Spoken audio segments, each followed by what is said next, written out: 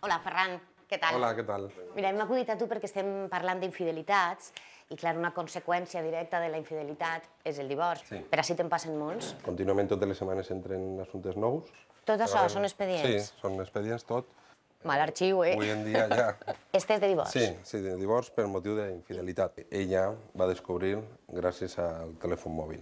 Va llegir uns missatges i arran d'ell li va tirar del fil i ell ho reconegué. Demanen detectius, s'instal·len programes en ordinador que copien les tecles que tu escrius, detecten missatges al mòbil, en el Facebook, en l'ordinador, està molt de temps, però això realment nosaltres no ho podem utilitzar en el jutjat. Bueno, no és que no ho puguem, és que no val per a res. Realment no té una rellevància la causa del divorç.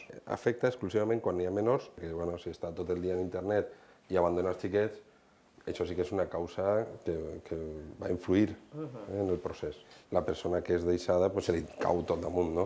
Inicialment, clar, les postures s'enconen molt i fins a que passen unes setmanes no és aconsellable començar a tractar aquests temes, s'han de deixar passar un temps. Este matí justament tinc assenyalat un xuí que vaig ara sobre infidelitats.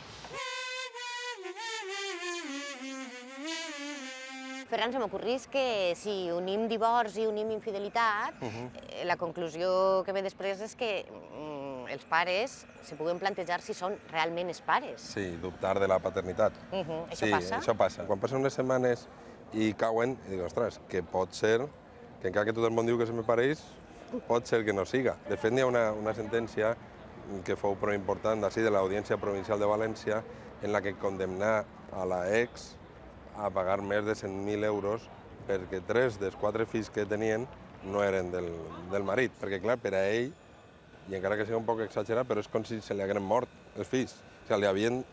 Llevat els fills? Desposseït dels fills. 3 de 4... 3 de 4. És una estadística un poc... S'havia passat. Ja. Si m'acompanyeu, arreplegue la toga i me'n vaig al xuí.